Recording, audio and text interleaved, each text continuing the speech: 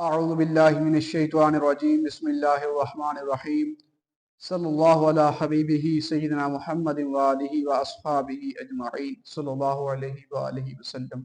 حضور محدث اعظم سیدی مولانا سردار احمد صاحب رحمۃ اللہ تعالی علیہ، آپ کے مزار پہ جو متولی ہیں آپ کے اولاد میں سے حامد رضا، اس کی طرف سے ایک پوسٹ وائرل ہوئی ہے ڈاکٹر محمد اشرف آصف جلالی صاحب دامت برکاتہم عالیہ کے حوالے سے کہ ان کو گمراہ ڈکلیئر کیا گیا۔ سیدہ پاک سلام اللہ علیہ کے حوالے سے جو مسئلہ ہے ڈاکٹر صاحب کا، تو موصوف کی طرف سے گمراہ کہا گیا ہے ڈاکٹر صاحب کو۔ 5 سال یہ موصوف سوئے رہے ہیں اور 5 سال بعد ان کو ہوش آ گئی۔ وہ بابا جی فرماتے تھے پیراں ہو تے پھکیاں ہو اور گل وچ ہو رہے، تو بالکل وہی بات ہے۔ مسئلہ یہ ہے کہ ڈاکٹر صاحب نے ان کی اچھی بلی ٹھکائی کر دی ہے، ان کی چھترول کی ہے ڈاکٹر صاحب نے۔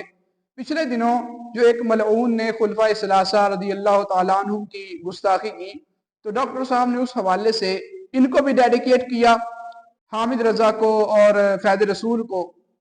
فیصل آباد کا ایک نبیرہ محدث اعظم اسی دن یا 1-2 دن پہلے روافض سے جفیاں لگا رہا ہے، تو پھر ہماری تقریروں کا کیا فائدہ ہوگا؟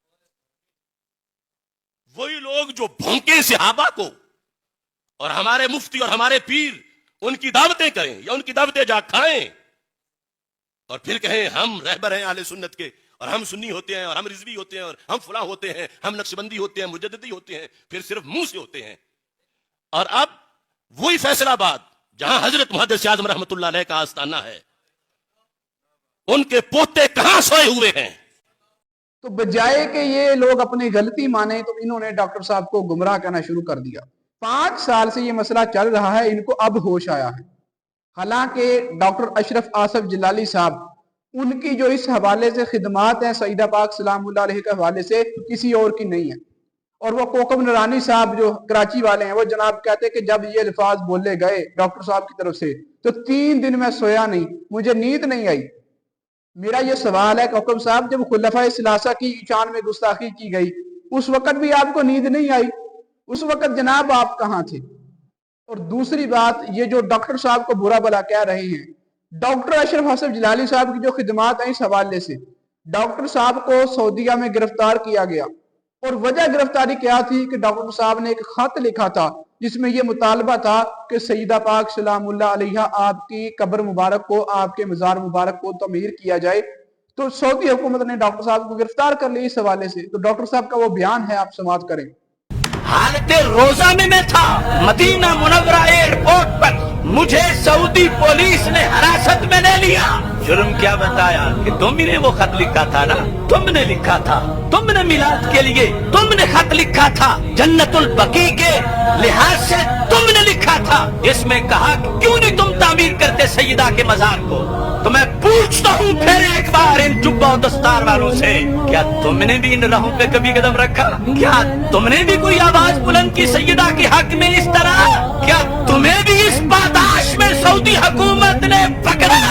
لا سعودیہ لا ایران، یہ ہم نے نعرہ لگایا۔ تم کبھی ایران کے ٹکڑوں پہ ہوتے ہو اور کبھی نجد کی گلیوں میں ریزہ خاری کر رہے ہوتے ہو۔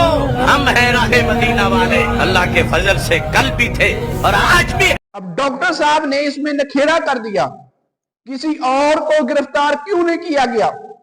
کوکب نورانی صاحب یا یہی حامد رضا مجھے بتائے یا فیض رسول بتائے کہ کسی اور کو گرفتار کیوں نہیں کیا گیا؟ کسی اور نے اتنی بڑی جرت کیوں نہیں کی کہ سیدہ پاک سلام اللہ علیہ کے مزار شریف کے حوالے سے بات کرے؟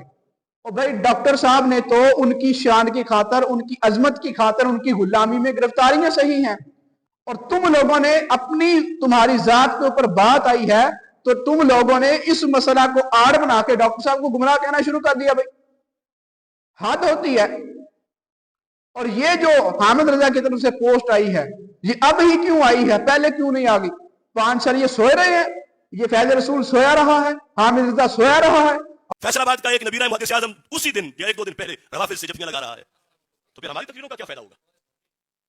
وہی لوگ جو بھونکے صحابہ کو اور ہمارے مفتی اور ہمارے پیر ان کی دعوتیں کریں یا ان کی دعوتیں جا کھائیں اور پھر کہیں ہم رہبر ہیں اہل سنت کے اور ہم سنی ہوتے ہیں اور ہم رضوی ہوتے ہیں اور ہم فلاں ہوتے ہیں، ہم نقشبندی ہوتے ہیں، مجددی ہوتے ہیں، پھر صرف منہ سے ہوتے ہیں۔ اور اب وہی فیصل آباد جہاں حضرت محدث اعظم رحمۃ اللہ علیہ کا آستانہ ہے، ان کے پوتے کہاں سوئے ہوئے ہیں؟ بات وہی ہے کہ ڈاکٹر صاحب نے ان کو کہا، اب ان کی ذات کے اوپر بات آ گئی ہے، تو پھر انہوں نے اس مسئلے کا سہارا لے کے یہ گمراہی کا فتویٰ جار دیا، اور حالانکہ یہ ان کی طرف لوٹ رہا ہے۔